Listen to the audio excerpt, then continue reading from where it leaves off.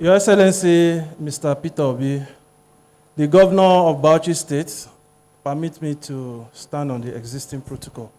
My name is Ambassador Piegbe Emmanuel Webari. I am the African rep for the Trump Train Africa Initiative and the convener of the Youth Wing for the National Grand Coalition. My question is very, very practical, sir. It's directly to Peter Obi. Your Excellency, I am already seeing you as the next president of this country. And I want to take you back home to Ogoni land. And I want to ask you a few critical questions, sir. Number one, sir, the oil we produce in this country and we export it outside, why is it that our own product, we cannot place a price tag on it? Why is it that it is OPEC that should give us the price of oil that we produce? That's what will you do differently if you are seated as the president of this country? That's one, sir. Secondly, okay, let's keep it to one question. So that otherwise, we will have 40 questions from one person. Your Excellency, I'd like to know, sir, if you want to answer individually, or do you want us to everybody ask? Okay. Please make your question one. Thank you. Thank you for your protection, Your Excellency. Sorry, I'm the younger brother of Kensari Wiwa, and I'm very, very passionate about where I come from, sir. We have started the process of Ogoni cleanup, and there's a process that resumption of oil will go on in Ogoni land. So if you are seated as a president tomorrow, what will you do differently to uplift the lives of the Ogoni people, sir? Thank you. Your Excellency, would you like to answer immediately? Well, there's a mic beside you, Your Excellency. Yeah.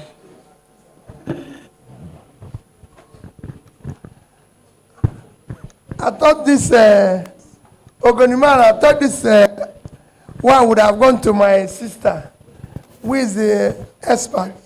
But let me tell you, and I say this and I want everybody to take note of it. Nigeria as a country have been very unfair to the people of Niger Delta. Very, very unfair. I've been to all over so many places in the world that produce soil.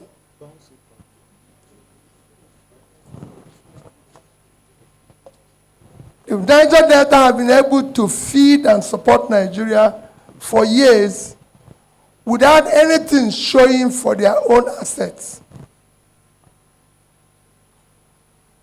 it should have been a place of reference. It is the same oil that you see in Texas that makes it the third biggest economy in terms of states in America, and the facilities around there are first class. There's no reason why, I said it repeatedly, today we are talking on all construction of every road when we have been building East-West Road for almost 20 years. That is nonsense. It's totally unacceptable. And oil today is a diminishing asset. And you're talking about cleanup of Ogoni land and everything so they can have their land back, have their life back. It is a priority for Nigeria. It is a priority for Nigeria. And I can tell you, where do you start? You can't even drive today from Calabar to Uyo. You can't go from Uyo to Port Harcourt. You can't drive from Benin to Warri. It's all a mess. It is very unfair. So there's a lot, and I assure you, not just for Ogoni, but the entire Niger Delta, we must do something very quickly. We must make sure that the cleanup and everything, they are protected, they are supported, and everything. You can say today, they are benefiting more in health, they are benefiting more in education, anything for what they've done. let me assure you, in trying to turn around Nigeria, you must take particular interest in the contribution of every sector. And I believe that every part of Nigeria have a potential to contribute and be protected. Thank you. Thank you very much, Your Excellency, for that answer. Auntie? I know you're talking about pricing. I don't want to do so many comments about pricing. We are members of OPEC. We can associate ourselves in it. We can subject ourselves to that pricing model. What is more important is the one who sold, what did we use the money to do? Because even the money we didn't see for the one that was sold. What did we use it? If we have been investing, using the same price, selling and saving it, investing it properly, we'll still make the same impact and remain close. Other countries, whether it's Saudi Arabia, Kuwait, they're members of OPEC. When you go there, you see what they use the proceeds to do. All right, thank you. Auntie, do you want to add something since you are the champion of the environmental and human rights activism? Thank you very much. When we hear about Ogoni cleanup, I take permission from my brother because he's from Ogoni, ethnic nationality, but we suffer the same fate, oil pollution. When we hear about Ogoni cleanup, please let us not allow ourselves to be deceived. The idea where Ogoni cleanup emerged was by the United Nations report that they came and conducted using Ogoni as an entry point, because the whole of the Niger Delta is what is devastated, not just Ogoni. So when the federal government make it sound that they are doing Ogoni cleanup, it then seems or means that once it's accepted that Ogoni is cleaned up, then it means there is no issue in the Niger Delta. That's very far from the truth. That's one. Two, if you say you're cleaning up Ogoni, and the UNEP report, that is almost 20 years old now, had said at the time of the issuing of the report that it will take a minimum of 30 years to clean up Ogoni to the point where it was before it was wickedly destroyed, because the oil companies and the federal government were very much aware of what the despoliation of the environment was going to do to us. Our health, our livelihood, all of those things is destroyed. So the cleanup issue, I won't allow the cleanup issue to go the way of, oh, we gave you NDDC, oh, we gave you amnesty, oh, we gave you Ministry of Niger Delta. If you give me Ministry of Niger Delta, let it come down to Niger Delta. Don't keep it in Abuja and make it a thing that is Nigerialized, if you like, where it is something that everybody is part of. The majority of the benefits of NDDC, of the cleanup, and everything about Niger Delta does not stay in Niger Delta. It goes outside of Niger Delta. Thank you. Wow. We should put our hands together for that. So let's move quickly to the number 2, please. Number 3, stay handy so that we don't waste time going around the hall. If I may please ask you, when it's your turn, you come a little bit closer to the stand. Number 2, please. And number 3, follow suit, please. Just be around. Thank you. Yes, so number 2, number 3, just stay close by. Thank you. Good afternoon. My one and only, should I say, President Peter Obi, truly I'm honored to see you today. The joy had to make me step out this afternoon to make these statements. Please, my question this afternoon is, I want to know the party you belong to.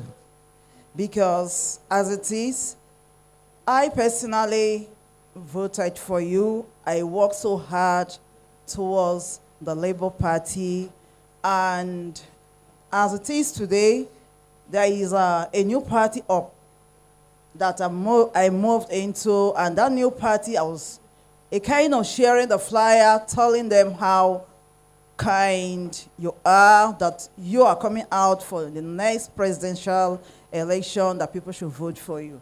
But the masses out there, like the Okada riders, yes, the Okada riders want her to challenge me. He asked me, what do you really want? This man you are trying to connect to us now, is he really ready to rule Nigeria? Is he really not following? Is he not the same person following the El-Rufai we all know about? Okay, so you know. Question directly. My question now is, which party are you running under? All right, thank you very much. Thank you very much, Your Excellency, sir. Okay, all right, so he will answer that one altogether. Next question. Good afternoon, everyone. Good afternoon, Your Excellency. I want to ask in concise, which country do you think Nigeria can model to become a similar global superpower, like economic? Which country do you feel Nigeria can model to become a global economic power, and why do you think they fit into such position? Yes, that's it. All right, thank you so much. The next person, please let the number 5 prepare. Number 4. I am number 4. Good afternoon, Your Excellency, Mr. President. I am Umar Farouk.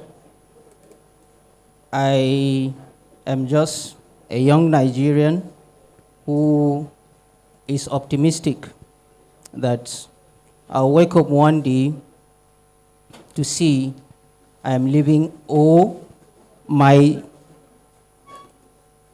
younger ones will live in the Nigeria I dream of. Your Excellency, I am honored to be here, and there are so many things from your speech that pinched me hard. And those things are, currently in Nigeria, in the world, we are in an era where a desert can be turned into an oasis. Tesla is competing with BYD, but Nigeria, we are still living relatively in an archaic time. My question is, Your Excellency, I'll go to it. What will you do differently, sir, with regards to true national reconciliation? What I mean by true national reconciliation is being our brothers' keepers. As our mother mentioned here, that we are not standing in brotherhood.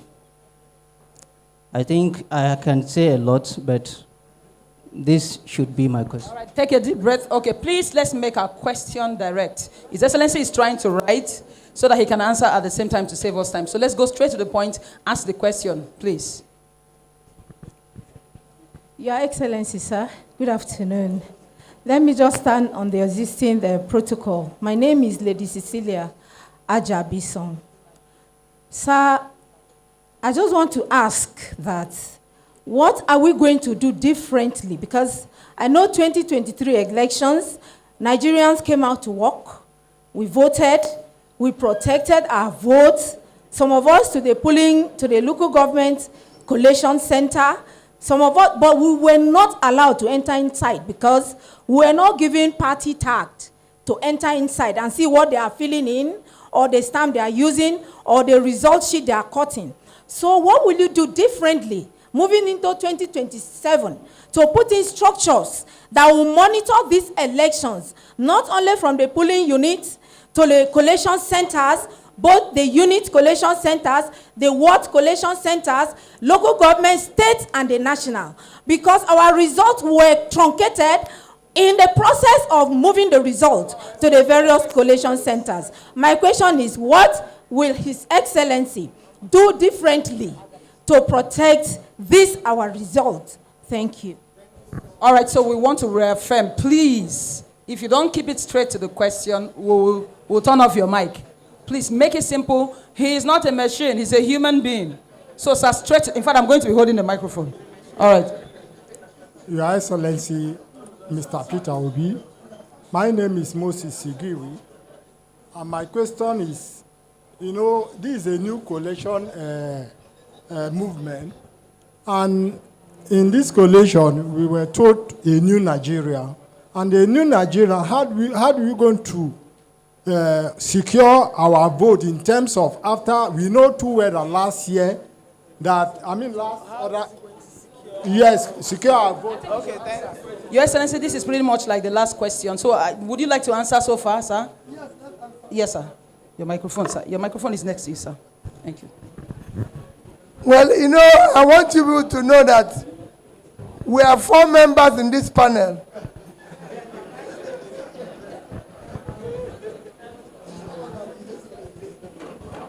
Somebody asked which party do I belong to? And I answer you where I am today. I still remain very faithful member of Labour Party. But let me tell you, 2027 election, and I say categorically, will not be run on parties. It will be run on persons. We are not going to be blinded in voting anybody because you belong to one popular party or you share money. I've always said people, inform people, 2027 election will be Nigerians versus those in government.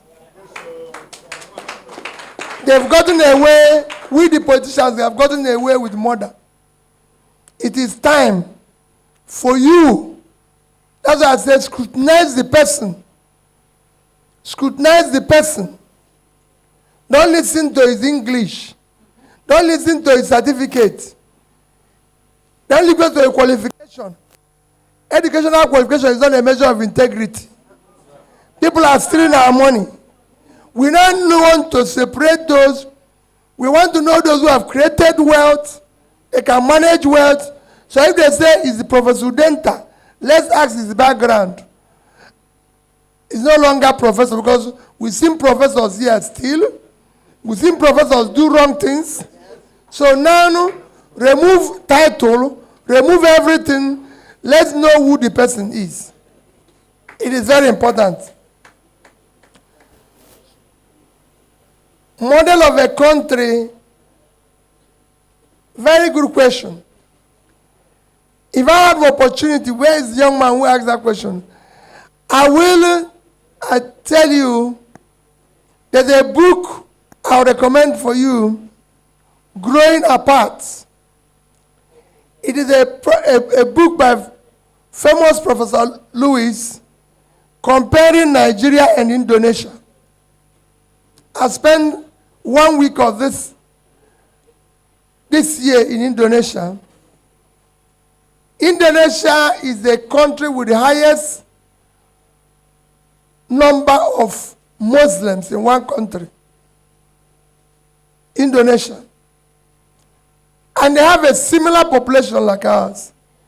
They are about 280 million, and we are about 230 million. So you could see the similarity. This year, I traveled to Indonesia, and I traveled with 2 northerners, purposely. After 1 week of staying there, meeting from Minister of Education, Minister of Planning, Minister of Small Businesses, Minister of Health, Vice President, and the most famous president of the country, Joe Widodo, Ask them one question. Did you see any almajiri here? We didn't see one. We didn't see one person begging for money or handout. So what is the difference between us and them? And everything is a Muslim, 90% Muslim country. If you Google it, to even tell you that they don't bother about religion, the Pope visited there last October, and they granted public holidays throughout his visit. And the president was there to receive him. And he's not a Muslim. The president, when I met the Church, he said it's one of his happiest moments that the Pope visited them. But what do they do? If you go into that country, you can go and check it. In 1990, they were about low, medium, in what you measure development, HDI, Human Development Index. We were about the same thing. Their per capita, which is what you measure wealth with, was 558, or call it 560, and we were 556. So you could see where we started this journey. Today, they are high in Human Development Index. We are still low. We are the same par. Today, their per capita is 5,000 plus. Ours is $835. So we are not 1/5 of what we are. That's why they wrote that book, Growing Apart. What did they do? They invested in critical area of development. They invested in education. They invested in health. They invested in pulling people out of poverty. So if you go to the Udenta, one of the best insurance schemes in the world, where over 95% is covered by insurance. The rich, if you're sick, you are cured. The small, if you're sick, you're cured. Nigeria have less than 5% insurance coverage. If anything happens to you now here, they drop you in the next hospital, the doctor will say, pay before service. If you don't pay, you just leave you there to die. So that's why I went there to study. You must model yourself after something. We, the politicians, have taken this country for granted. And earlier you do what I said before. Anybody who comes to say, vote for me, scrutinize where he's coming from. A round of applause, please. What will you do differently for peace? There's a lot to do differently. If you decide to serve a state and govern with justice, with fairness, with rule of law, doing the right thing, making sure that what I said before, the Niger Delta people, that we look at what is happening to them, like my sister said, if we are talking about their cleanup, let's be sincere. Do it, the contract to do it should go to the people there. If we're talking about Niger Delta, the headquarters should not even be in Abuja. The contract should not be shared among senators. It should be in that zone. Everything they are doing and those doing awarded contracts should come from that zone. So we can hold them responsible. One of the things that I did as governor, when we couldn't find people to teach in rural areas, when we are talking about local contractors, to say, you are from this local government, I'm going to give you this road in your town to construct, so that people in your town will be seeing it. When they ask me, hey, this road was not working, I said, now your brother consultant. We gave him contract and we paid him. When they were looking for teachers, we made sure that we go employ teachers from that community. Because of it, teachers started saying, because before we go and bring teacher from another place, put him in another town, they will say, oh, they don't have teachers. So we said, who wants to teach in this school, in this town? And we employed them. And the traditional leaders made sure that they are there. So if we start doing the right thing, there will be peace. Because we need it. We need everywhere to be peaceful. Like I said today, one of my speech today, I requested the president to stop traveling overseas. He has done over 30 trips overseas, spending over 150 days. I said to him, this is time to turn Nigeria. You have 36 days. Spend two days, it's only 72 days. Half of what you spend overseas. But we want to see you. We don't want this serving by remote control. We want to see you in different states, especially where there's issues. Go there, let them see you, so they know they have a president. So we'll go there and see where the problem is. What will you do differently to defend the election? Let me be honest with you. It's you that will have to ask that. When you vote, don't go. Insist they count it there. Insist they count it there. So that all of you will be there, you have phone, you have everything, and make sure it's counted. If they refuse to count it, count to the person. Simple. This is time to say our vote must count. Take note of it. Use your phone, use everything and insist. Count this phone, this ballot. Record it. Nobody says you cannot follow it to local government. You can follow it to anywhere. Anybody who says you can't follow it is not true. Mobilize yourself, those who follow it. It is your vote. You have right to follow it. And there's nobody who can stop you. So what I'll do differently, because I will just be in my village. I'm not going to be in Rivers State. I'm not going to be in Boronu. I'm not going to be in one place. And that's what is happening. Is a new Nigeria possible? Yes. It is possible if all of us vote in somebody and start on questioning why we voted him in and what he stands to do. I have sat here as a governor, and I can tell you, as Anambra State people, my campaign to be governor is based only one thing was in my poster. Is Anambra State cost, or are we the cost? That if I come in here, education will change, health will change, this will change. And when I came in, I had issues with people. I had issue with even a president that was there then. I'll come to Abuja here. He will tell me, nobody in your state is happy with you.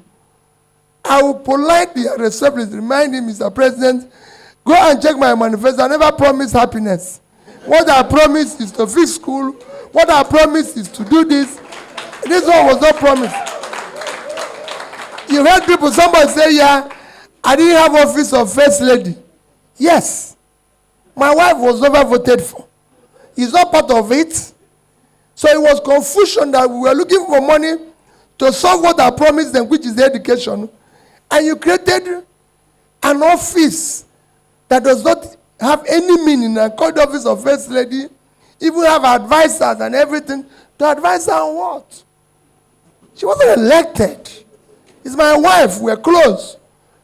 So it should be at home looking after me while I do the work. Because that's my work. I'm the one that is elected. Not elected. Everybody knew. I closed down. We are the only people who didn't have a lodge in Abuja as a governor. I came here. My predecessor bought it for 1 billion. I shut it down. Because Governor of Anambra does not live in Abuja. I said everybody should move to Anambra. We need all the pennies there. So there was no extra and everything. So for me, it is let people go and show you where they passed. Let them show what they did there. And I invite anybody. I live in Onitsha, where I was governor. And I move around like any other person in that place. Because when you are governor, people can fear you. When you finish, go and live there. So they will tell you the true position of things. That is where I live. And I stay there steady. So let people go. Let's go and verify from where people pass through and ask questions. That is how we are going to create a new Nigeria. By insisting that somebody said we are going to get electricity. If we don't have electricity, don't vote for me. So if you don't have electricity, why are you still campaigning to be president again? When what you have promised, you have not delivered. So it is better for you to resign and go home because you have failed from your promise. Your Excellency, thank you. Thank you so very much. Meanwhile, when he was speaking about, to check his manifesto, he never promised happiness. That year in my state, we had a commissioner for happiness. Oh my God. That was just a pipe, a conduit to siphon the state resources. So, again, I hope you're taking notes because some of the things he's saying, I'm taking notes on my head. Education is not a measure of what? Integrity. So students, you're here. It's not educational qualification. Yes, Professor, you'd like to add something. Yes. Thank you so much, sir. We need thank you.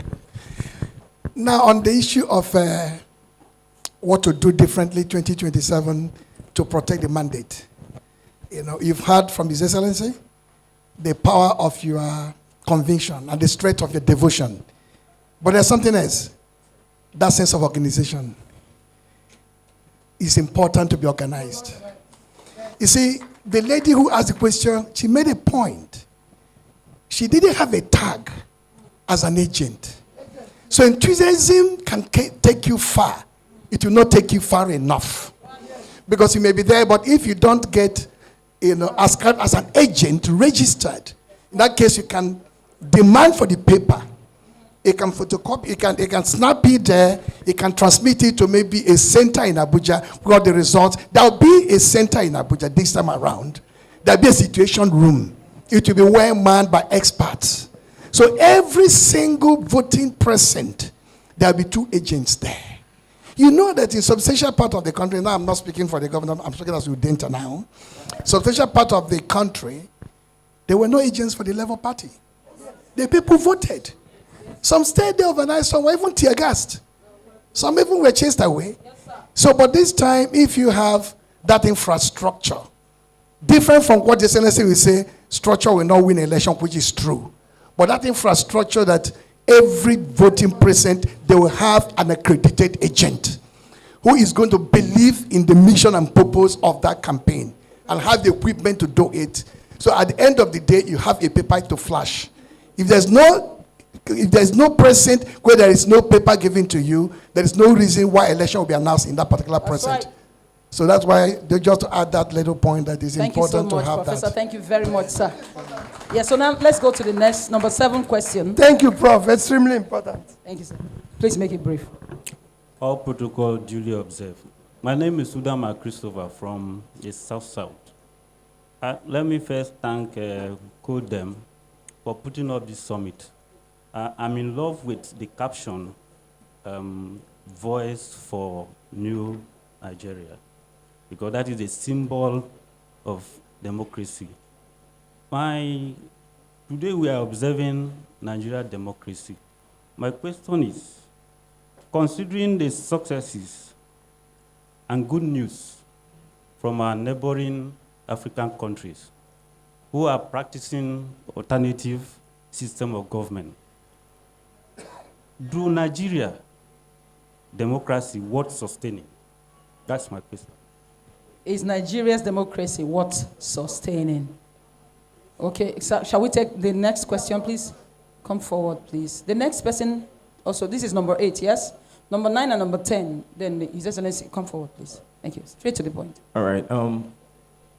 Good afternoon, everyone. My name is Emmanuel Anda, an obedient from Kogi State.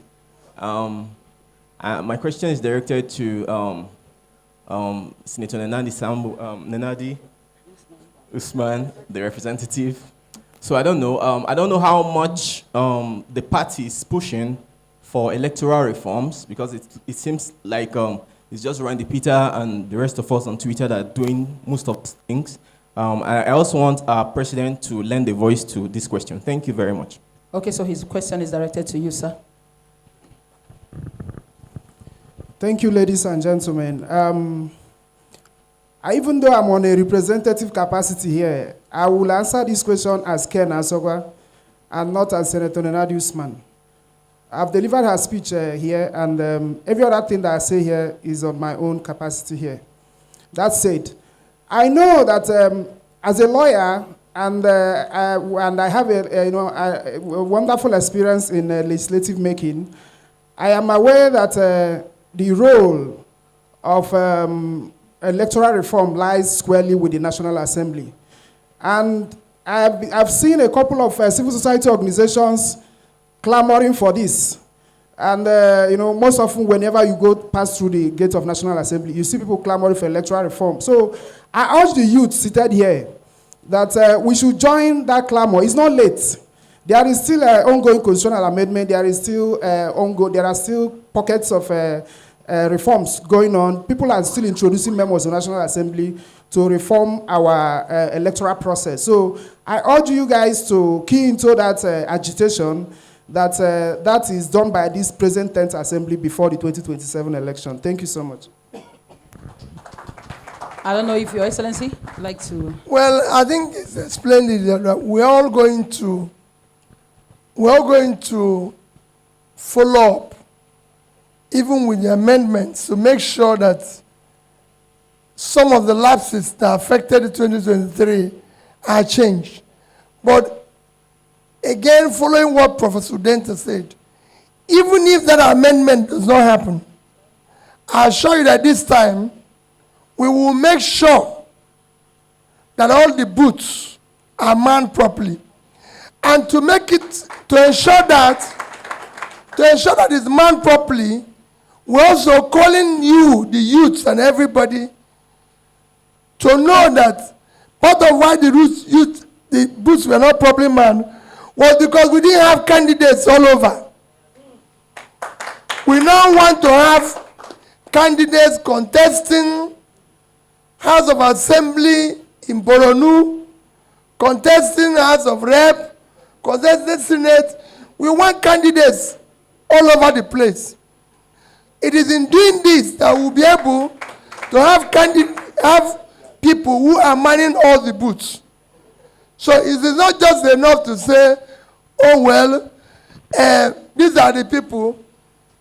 Some of the people who are still there now, who have refused to leave, started contesting when they were your age. And if you don't come in, they won't retire. But if they come in now, by the time you run around all over the place and they can't move around, they say, let's leave these people and go away. So it's time to also get involved. Thank you very much, Your Excellency. On success, if somebody asks about the different things that happen in other neighboring African countries, let me tell you, we have passed through that stage. It was still the same thing. We have had military rule. So we won't say if we have military or we destroy the democracy or listen, that it will be better. What we now need is to have people who have conscience, people who have this country at heart, people who care to be involved in what we are doing. It is critical, it is important. We have a situation now where our leaders, as far as I'm concerned, there's something different in their system. Because when somebody is acquiring what he doesn't need, it's sickness. And most of our leaders are doing that. Thank you. In order to move faster, please, I'd like to ask number 8, 9, 10, 11. Please make your way forward. 8, 9, 10, 11. Okay? We've done 8. So number 9, 10, and 11, 12. Please make your way forward and you can just sit close by. Number 9. You're number 9. Number 9. Okay, we can take number 9. Okay, please, number 10, come, because yeah, okay. Please make it very brief. Okay. Thank you very much, the organizers. Good afternoon, His Excellency. I'm my able representative of my governor, Governor Bala Muhammad. So actually, since the structural adjustment program that was done in 1980s, like we learned that the economy of this country has continued to diminish or to deteriorate. So in this situation of deteriorating economy of Nigeria, what do you think you can do to stabilize the foreign exchange and upgrade the value of Naira if you become the president of Nigeria? Thank you for keeping it straight. The next person, number 10 or 11? 10.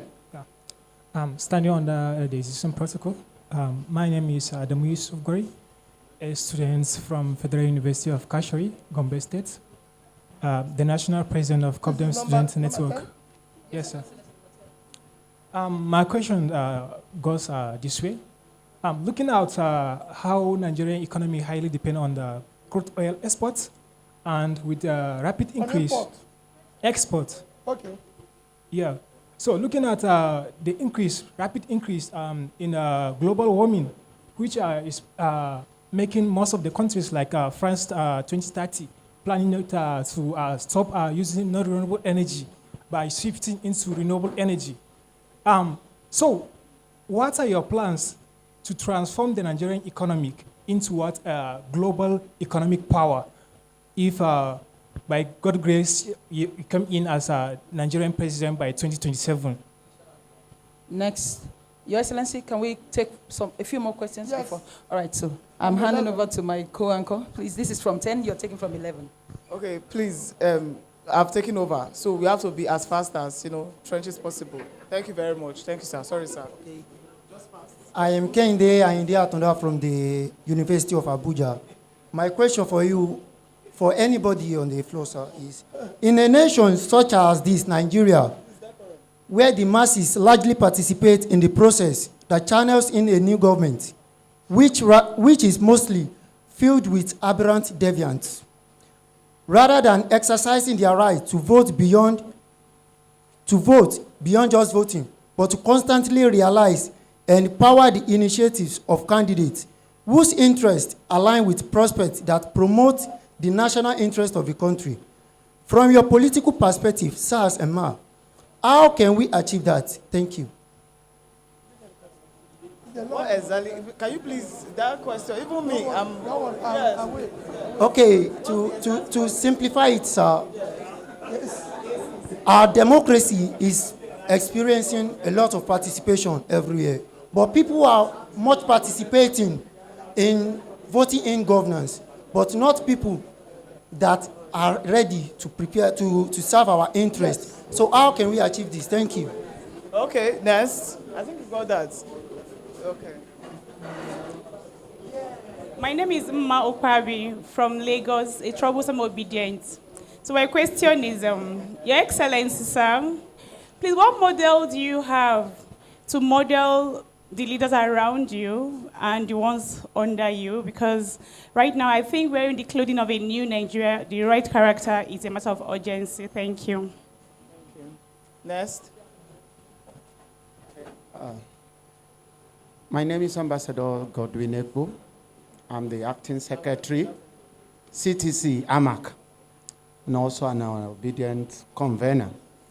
Your Excellency, sir, I want to talk on education, and particularly political education for emphasis, especially as we are youth here.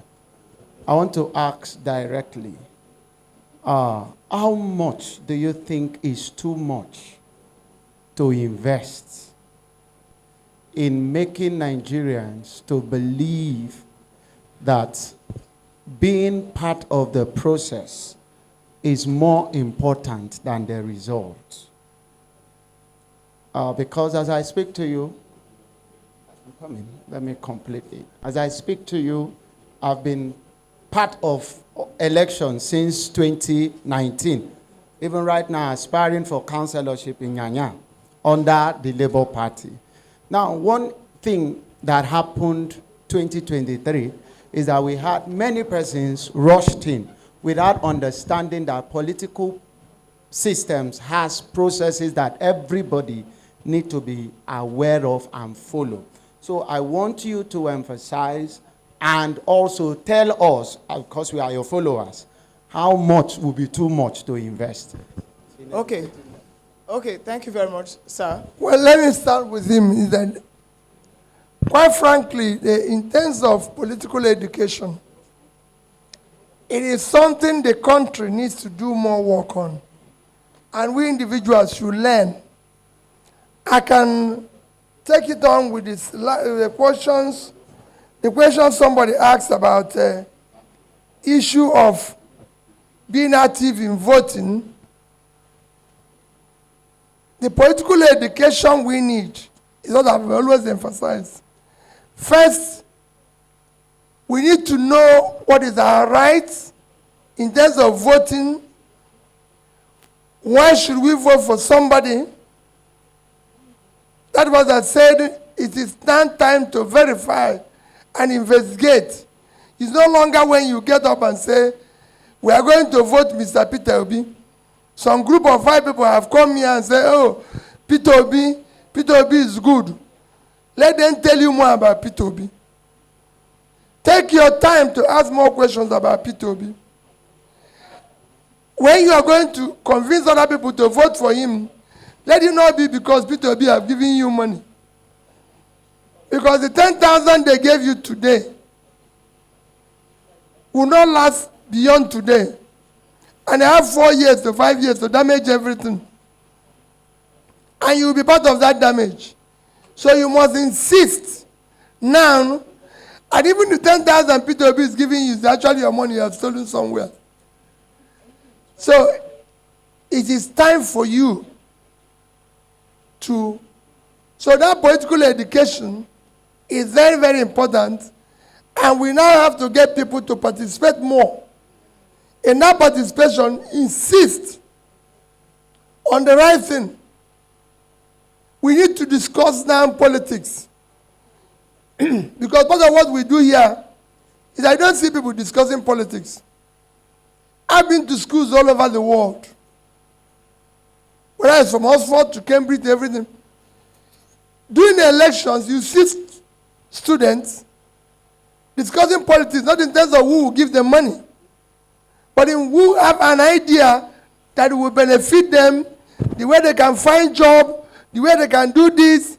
They look at what people are promising, what they are going to do.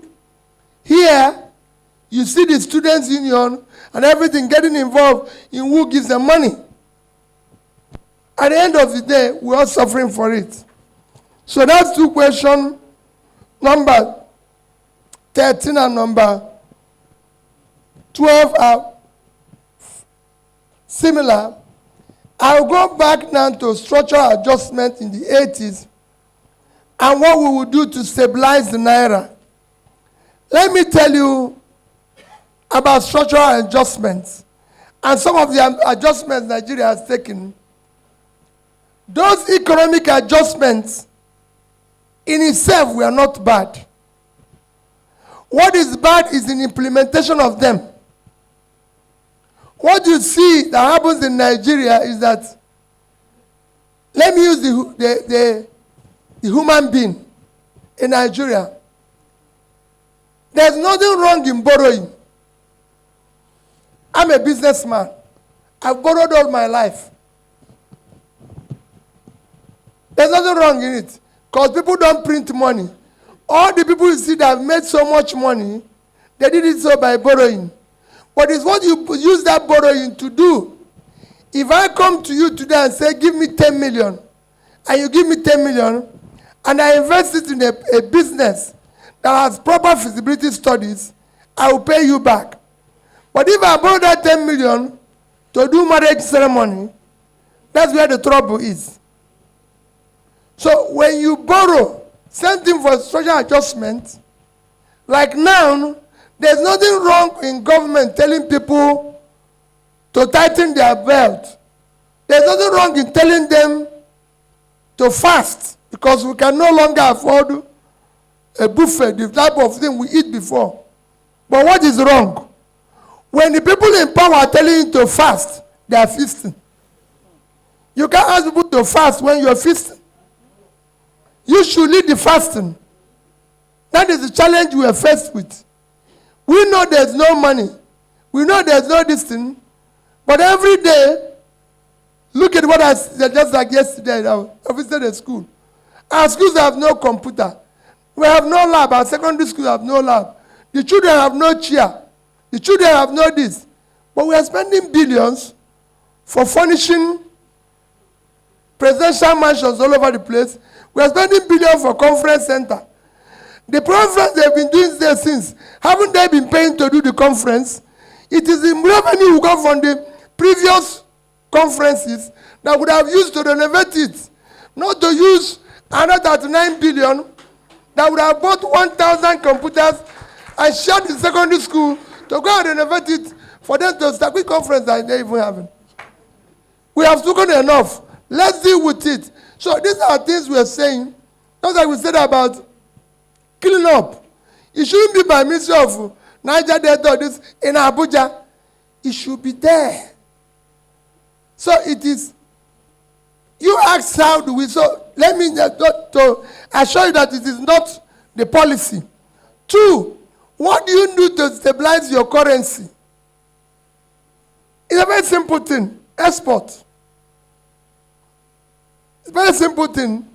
Nigeria today can make more money from agriculture than they make from oil. Oil is actually a diminishing asset. Nobody is planning with oil again. We can make more money from agriculture than we make, and you see me speak about it every day. We have a country with over 60% of arable land uncultivated. I drive around everywhere in the north. This year alone I've been to Kafanchan, to Jos, to Katsina, to Jigawa, to Kanu, everywhere by road. And I see the vast uncultivated land. Niger State, that we just had a problem, have the most fertile arable land anybody can have on the surface of the earth. Niger State alone can feed Nigeria and export goods. Niger State is a population of about 7 million, 76.3 thousand square kilometers of land. They are not contributing anything. I can tell you that a tiny country like Netherlands, with, if you minus water, with water they are 41,000 square kilometers, without water they are 33,000. Google it, they have export in 2022-2023 of 122 billion euros, $136 billion. That's 3 times we earn from oil. And Niger State is 2.5 times the size of Netherlands. And they're not producing anything. Bangladesh, another third world country, developing country, produces 50 to 60 million tons of rice, unpeeled rice. Bangladesh. Bangladesh, so who says the developed country? Bangladesh is 148,600 square kilometers of land, occupied by 170-something million people. Bangladesh is the same size as our 2 biggest states. Niger State at 76.3 and Borno State at 70.8. Put together is 147 and they are 148. And Nigeria as a whole cannot produce 10% of the rice Bangladesh produces. So you could see it, I can take go on and on. Taraba State is 54.4 thousand square kilometers. They don't produce anything. And they have Mambila, a place you can cultivate tea, coffee, flour. Kenya is making over $500 million from flour. If you go to Kenya during Valentine and see the amount of flour they're exporting outside Kenya, you won't believe it. Ethiopia is making over $500 million from coffee. Sierra Leone is making over 1.something billion from tea. All of them can grow in Taraba. So we have everything. Yam today is hot cake abroad. Benue State can give us all the yam. So we have what it takes. What we don't have, we have competent leadership that have capacity to change this country. You can change it. We don't need to be talking about this thing. Oil is a diminishing asset that can add. If we are doing that proper export, we will get foreign exchange and the value of our currency will come down and stabilize. But when you have people ruling it by remote control, they don't know what is happening. And when we have people who don't have the capacity, this thing has to do with time, knowledge, and age. So it's time we decide that we can no longer continue like this.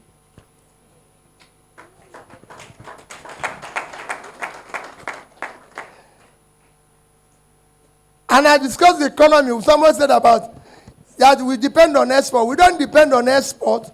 You're talking about oil export. I've now shown you how we can do it better. There's so many things we can export here. If you go to Kaduna, we have textiles all over the place. Bangladesh makes more money from clothing than we make from oil. Vietnam makes as much as we make from shoe in our oil. So there's no productivity here. When I talk about productivity, people won't understand it. What we do here is that people think there's a magic. I'm happy that the Reverend Father is here. He will tell you there's no magic in the church. They don't run it. They don't run it on Amen is full of grace. There's no magic. So if you go to church, don't go there and think you get money. It's only in Nigeria that people want magic money. They say that the magic are large. Anybody who tells you that is stealing. Money comes from productivity. The purpose of money is the exchange of value.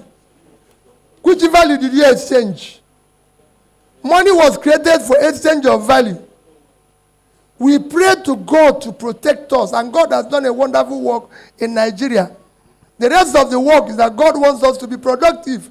They even say he helps those who help themselves. He didn't say he gives those who sleep money.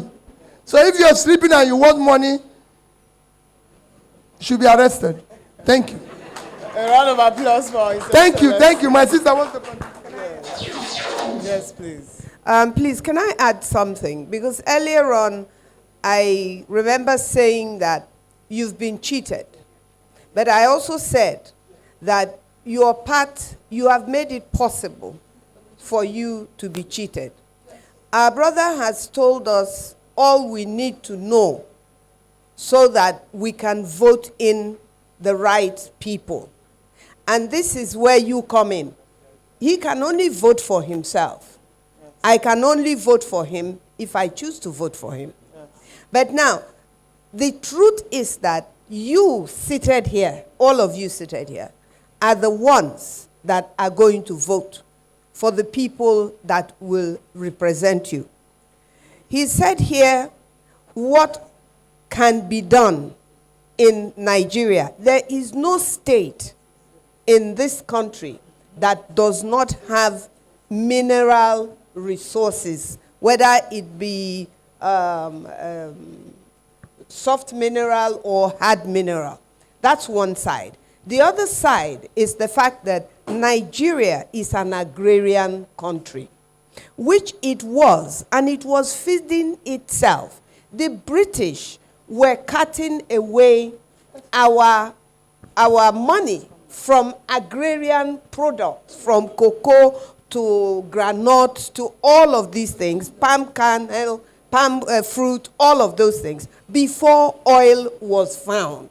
So Nigeria is a very rich country.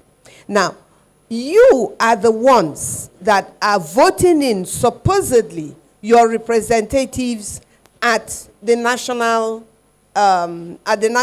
Assembly. What is it that stops the people you have voted for to make sure that what you have in your state is actually pushed to be utilized for you in your state? So you make those decisions.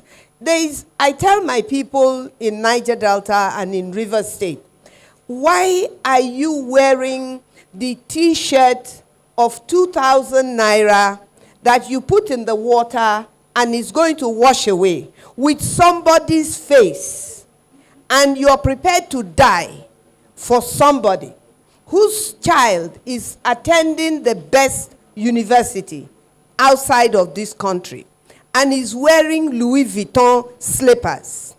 And at the end of the day, we are seeing right now, my brother, I don't know if you've noticed it, but now I'm seeing politicians today in their 50s grooming their children who are in their 20s. What are they grooming them for? To take over politics. So basically then, you're positioning yourselves to serve the people you are serving now is so bad that the way it is going, you're serving their father and you will serve them as well in the next 5 years, in the next election time, because you don't understand. This is, with all due respect, that the power of politics is in your hands, it belongs to you, and it does only what you allow it to do. Thank you. Thank you so much. Thank you so much. Your Excellency, sir, may we crave your indulgence, sir, for a 5 to 10 minutes break? While that's going on, we can just have light refreshment and then have our brother, Ambassador Kingland, just put up in... We need to continue. Okay, so because it's going to be rowdy a little bit as they are sharing the meals, do you want us to just run through it? Yes, it's better we run. Okay, so Your Excellency does not mind. Why should you? So pop your can of juice, but drink it, but let your ears be on what we're doing. So we go on with the next question. So a very shy student asked this question. She wrote it. Whoever you are, please listen as I ask. He said, in regards to the student's loan, what's your view on it, sir? Do you see it as benefits or trap to the Nigerian students? Do you think it's possible to make it a loan, a grant, instead of a loan? I think this person is talking about the net fund loan, and it's channeled to His Excellency. Well, personally, I can tell you, there's nothing wrong with students' loan. And I urge all of you, if you want to go to school, there is nothing wrong with students' loan. I will not make it a grant. Okay. I will keep the loan. The only difference is that we need to create the job. So when you come out of the school, you have a job in order to be able to pay it. That is what it is.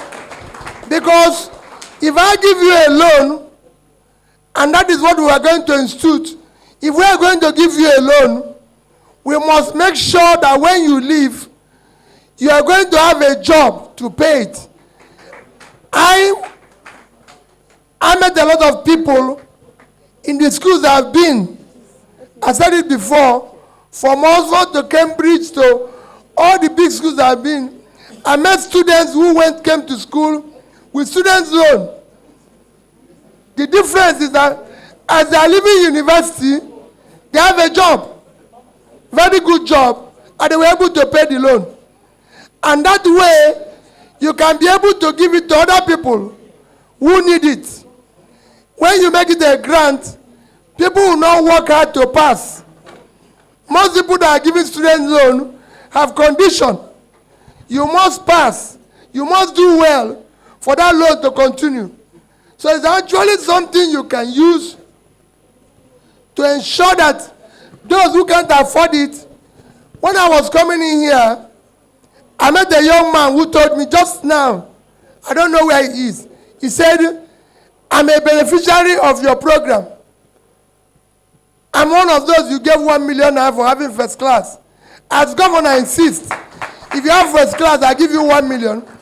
And I see them all over the world now. This one will say, oh, it was 1 million you gave me that made me to do masters and PhD. It was this that. So when it was happening in my town, in the state, I've come across people who said to me, I give you an example. There's a family. There were four kids of one parent. They all made first class. And people said to me, these people, I said, well, if you want this, the simple, we say first class, we'll give you. We're not talking about somebody who had 2-1. I didn't have first class. But I said those who have first class, I'll give them 1 million. Yeah. So there's nothing wrong in loan. You use it, but you must get a job to be able to pay back. Yes. Thank you so much, His Excellency. Next person, please. Thanks so much, Your Excellency, sir. I thank God the youth are now realizing the power in people is mightier than the people in power. I'm so glad for that. My name is Comrade Udenta Taiwo. My question is very simple, sir. It's not on governance, because I have confidence on that area on you, but on how to get to that governance. We are following the coalition development, and this is what many have hope on for 2027. But now, sir, if this coalition fails, which is likely, we don't pray for it, and if it succeeds, as we hope for, but Nigerians are disadvantaged by showcasing His Excellency Peter Obi as the flag bearer that we want to, because we've demonstrated our strength in 2023 without structure, without anything. Now, if we are disadvantaged this time around, Mr. Peter Obi just support the person or taking the part took in 2023, where we even said, even though if we join CWO party, we will follow. And we did that with a four-person treaty to get 6.1 million votes. So in conclusion, sir, if we fail to produce Mr. Peter Obi, that is disadvantaged and youth, Mr. Peter Obi just let it be and support whosoever. Maybe na they give us, we don't know. Or we go and told the part of 2023 where he give the youth hope to go for election, because record have it that 2023 was the best time Nigeria have youth that participated in the election. Thank you. Sir, please, before you respond, everybody say God forbid. Everybody's Holy Ghost fire. Thank you very much. Okay. Thank you. Let me assure you. Let me assure you, we will work hard. We will work hard to make the coalition work. Yeah. What I have told people is that I'm in a coalition for a better Nigeria. Yeah. I'm in a coalition for new Nigeria. I'm in a coalition that will fight insecurity. I'm in a coalition that will fight hunger in Nigeria. I'm in a coalition that fights stress. As you know now, WHO has said that over 20 million Nigerians have mental illness due to stress because of what is happening all over the place. So we imagine a country where 20 million people are mad, moving around because of stress. They don't know where the next meal will come from. So it's very, very important that we work hard to make sure we are now among the 3 most stressed countries to live in. We are now one of the hungriest countries for people to live in. We will work hard to fight this. That's the coalition we are in. Yeah. And I assure you, I will continue to fight. Like I always say, I'm not desperate to be Nigerian president. I'm desperate to see Nigeria work. And all of us will be in the trenches fighting until we make Nigeria work. A round of applause for that. Please, quickly. All right, Your Excellency, just an information to them, just to let you know that we do have food. This is just refreshment, but the food we're not allowed to serve here. So at the end of the program, as you leave, you get a food packed for you. Refreshing food. Thank you, just to let you know. Thank you. And if any other person on the high table, sir, please have something to say. Yes, please, just, yes. Please. I know. Ease the stress on His Excellency. Okay, maybe I will go slightly back. Okay. On the political education. Yes. And you all heard His Excellency loud and clear. Yes. It's a personal, individual obligation to be mentally empowered, to be conscious of the political environment, to make the right choice. Yes. But beyond that, Decorum, please. Beyond that, yes, political education is key, yes, to political participation and making right choices. Yes. Yes. In 1998, when we were incepting this democracy, the Americans threw their agencies at us. You hear of IRI, International Republican Institute. It's a product of the Republican Party, even though it's an independent agency. You hear the NDI, National Democratic Institute, is a product of the Democratic Party. Yes. So 2 parties in America have generated the strategic and intellectual content to have an agency to do what? Conscientize people develop their mind and ensure that they know what political participation is all about. Actually, the PDP in 1999-2000 tried to experiment in that direction by forming what was called PDI, People Democratic Institute. The idea is a training center to nurture people who believe in party philosophy and party ideology. Now, going to 2027, he saw, if I take an example with His Excellency, he saw the movement was almost like an instantaneous movement to bet this Labour Party within days and weeks, and then short period of time to do the campaign. So at that stage in 2023, the party was an SPV. It was a special purpose vehicle, even though there was the obedient energy and ideological strength. Now, good enough, this government panicked and started transition 2 years ahead. I suspect that between the next 6 months, there will be a full political agency that will power a progressive dream.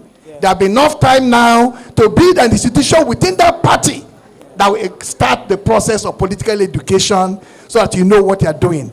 2, obedient movement should not just be obedient movement in holding summit. It becomes the engine room for political mobilization and conscientizing the people across the country.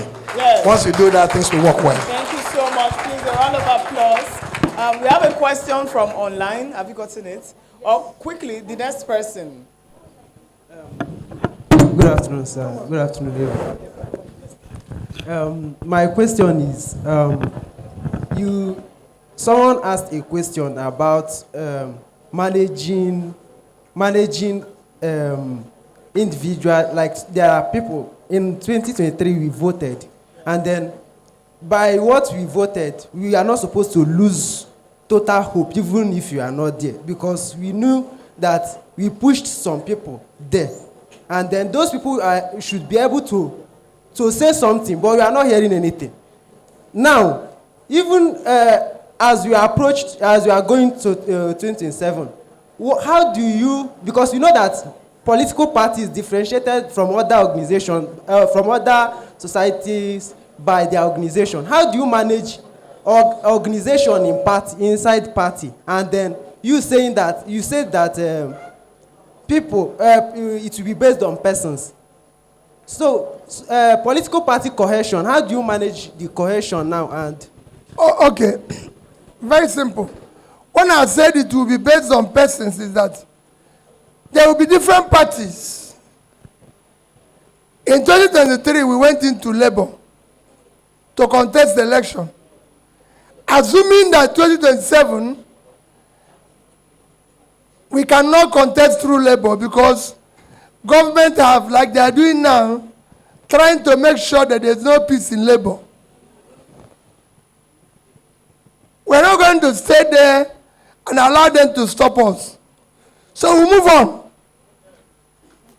And if we move on, people should be able to understand the journey. We believe, like Prof said, the parties should be able. I lived in the UK for several years. In my constituency, I was surprised.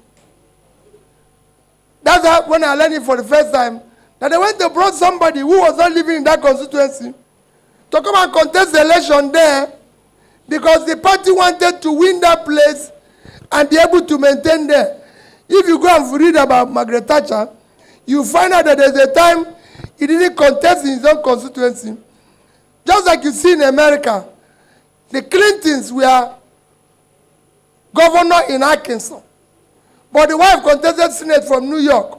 So we are now going to get a stage where we must not stay in one place if we are good. And I know what you're asking about questions of people you voted who are not talking.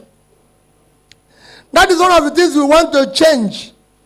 Now you see somebody voted as Labour, tomorrow you say, I'm joining this bill. Yeah. We must change. By the time we change the electoral law, the constitution, where we have proportional representative, so during the election, if you win the election to Labour, you must stay in Labour 4 years. Yeah.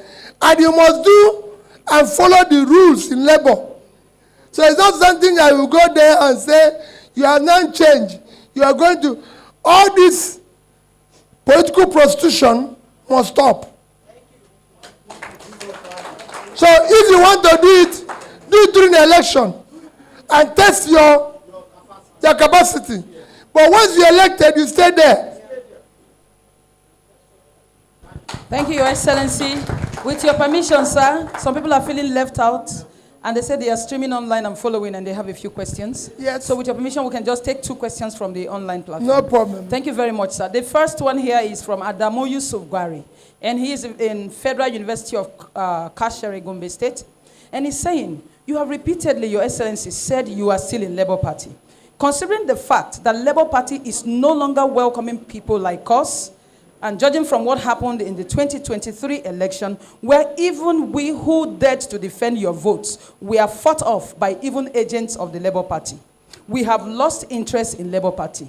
My question, therefore, is, would you, sir, support any candidate that is aspiring, who is an obedient from another political party? That's this question. I'll take one more, sir, just so you can... Okay.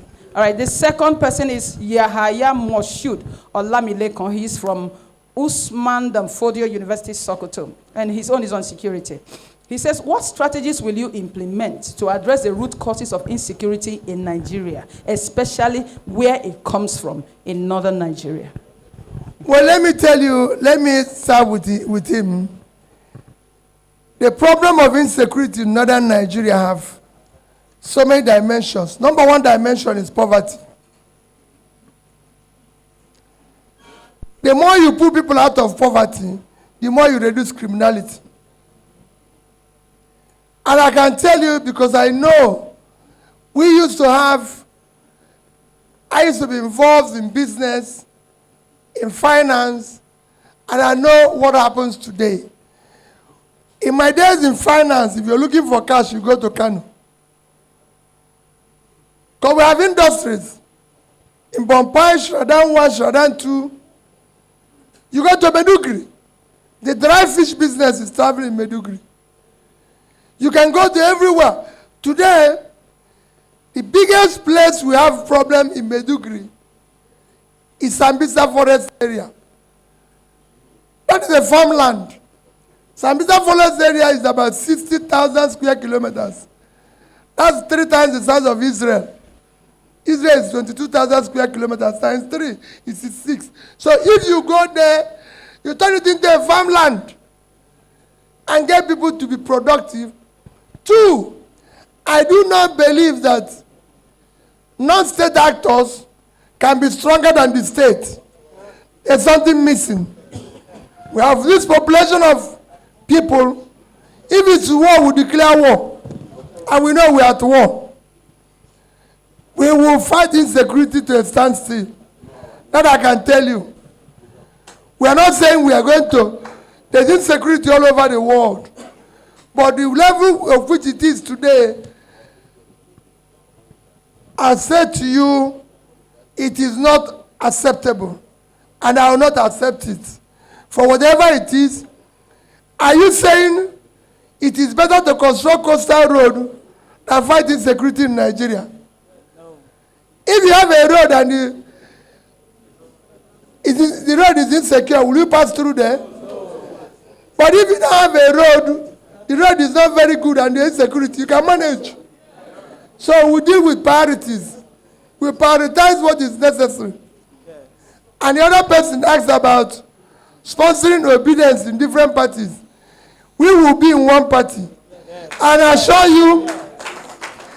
assure you, we will move like a team. If they don't want us somewhere, we will go where they want us.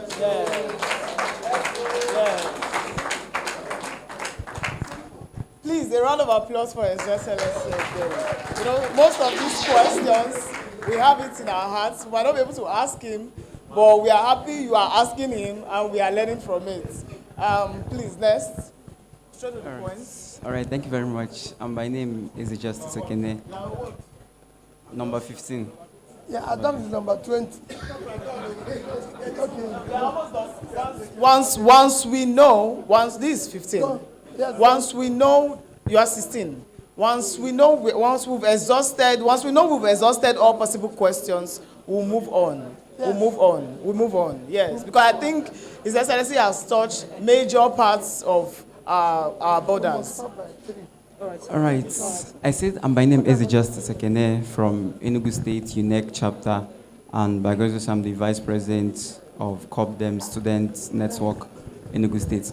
All right, my question is related to His Excellency, sir, and any other person can also add to it. We already know that technology is becoming the order of the day, and there are many youths out there that may have the skill or may not have the skill, but they have scarce resources in order to develop themselves. So if you go into power, which we believe you will do, what are the effective ways, as the case may be, you can use to empower the youth out there that have the skills, but they might not have the resources in tech, regarding tech? Is he going to take business or going to read or going to do what? Tech as a skill. As a skill? Yeah. Okay, next person, quickly, please. All right. Good afternoon, all protocols observed. Good afternoon, Mr. Isaac. My question is on what will you have us do, sir, if what happened in 2023, peradventure happen again, when the ruling party now wants to repeat what their master told them, snatch the ballot box and run with it. If they do it in 2027, sir, what will you have us, the many of us that are your children, your followers are not as gentle as you are, but we followed your way in 2023. In 2027, what will you have us do? Because we may not be able to be gentle as you are again, sir. Thank you. No problem. For those of you that follow me on social media, I think this time around, we will not allow them to snatch it and run with it. Yes. Okay, please, him. Yes. We will make sure they won't snatch it and run. And he asked about IT skill. Let me tell you, when you talk about skill, the nation needs it. The nation needs you. Education is not an expense. It's an investment. The more a nation is, the more developed it is. So we will invest in you. Today, India is virtually the world leader in technology. I can tell that most schools that were in India, the biggest number one school in India is Bombay Institute of Technology. It was actually set up about the same time by the British as Yaba College of Technology that folded. IMT in Enugu was about set up at technology. So there's so many things we've missed because we traveled the wrong road. Investing in you is a win-win for the country. The world in 2030 will be shortage of over 30 million IT workers. The same thing for nurses and this. That's why you can see me going to nursing schools, going to this. Imagine, today Nigeria gets, we're even now earning at par for remittances what we earn from oil.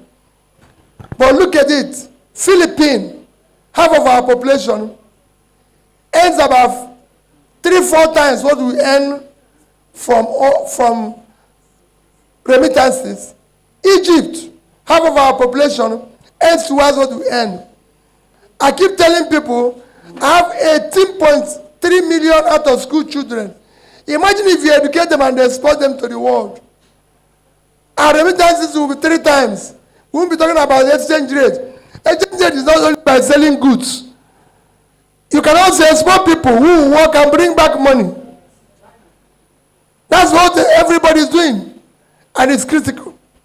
So we will invest in IT skill learning, and we will make sure people go through that for free. It's an investment. Thank you so much. Quickly, next question. Your Excellency, my name is Mr. Ako Christian Oche, otherwise known as Due Process. I'm the youth leader of COPDEM, and I'm happy to have you here. This is the first time I'll be standing and speaking before you.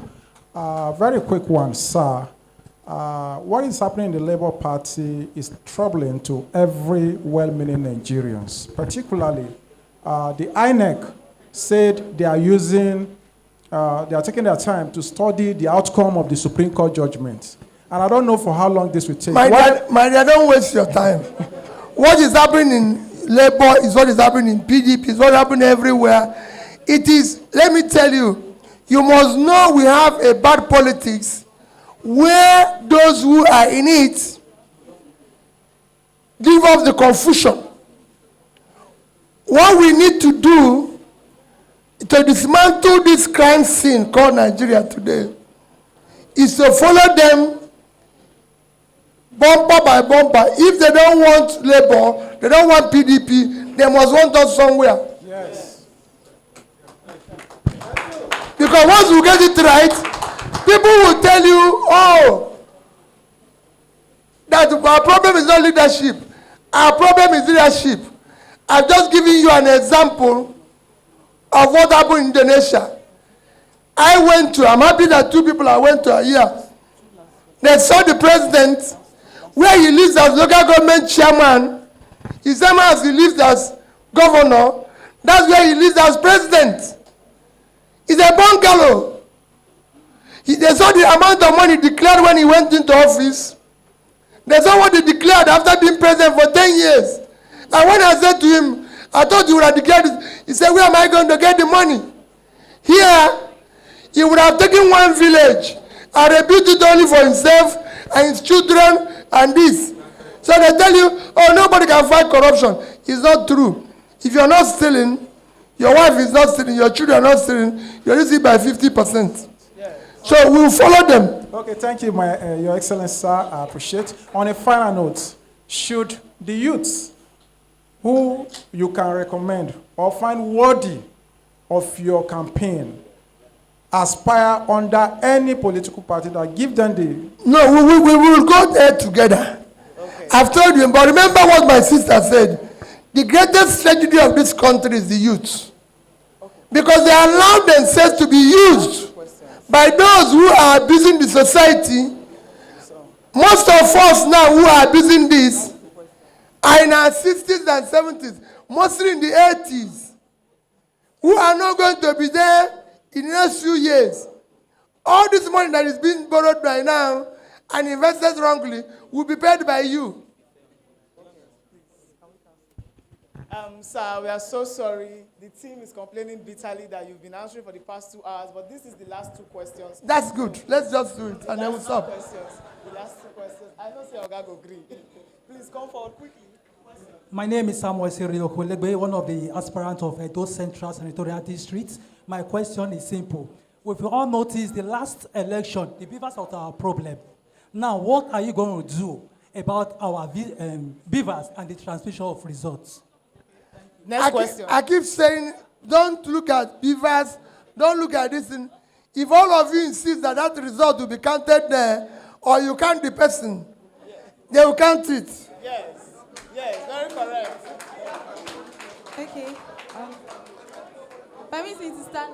Okay, last question. This is the last and final question for this panel. Okay. And then we'll have every other guest say something before we round up. Okay, standing on existing protocol, my name is Rita Abi. I'm a student of University of Abuja.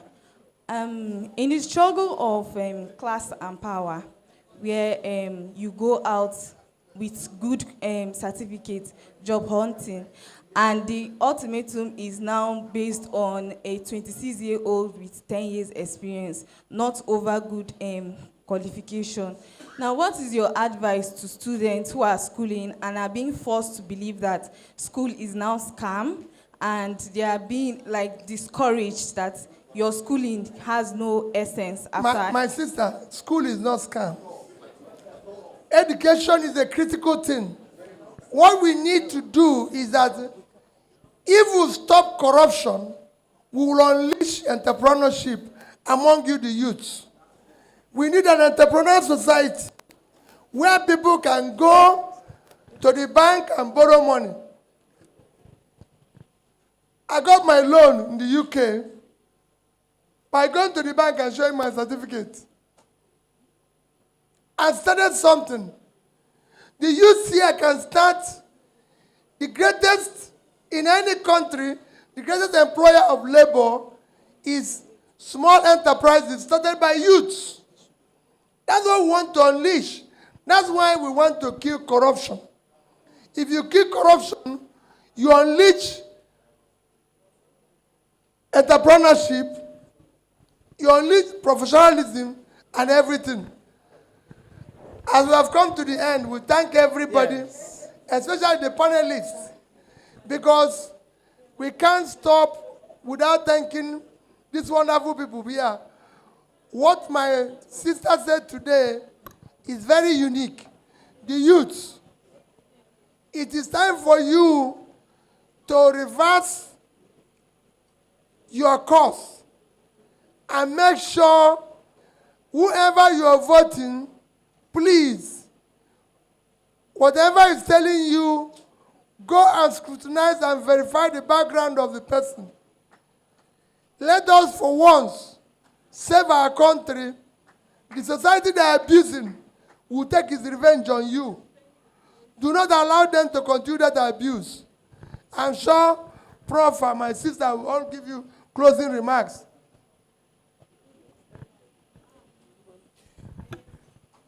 It's been a wonderful time to spend with you guys, and I think we've learned a lot from you, and I'm sure you picked a lot of ideas from this table here. You've heard His Excellency very well. He's been able to marshal his ideas and points in every single issue thrown, which we have lent our own voice. Together, this is a journey of cooperation and association, determination and purpose. At the end of the day, I'm sure, as you said, a new Nigeria is there. Thank you. Thank you so much. Thank you. My closing remark will still be standing with the youth, because for Nigeria to change, don't think that it's the people we have in the Senate. It's the people we have in the House of Representatives. The change that is possible is going to come from what you are determined to do moving forward. If you don't have the determination to change what is happening in Nigeria, the few people that are there are definitely not going to change this Nigeria, because they want Nigeria to be exactly as it is today, so that their children will come and take over.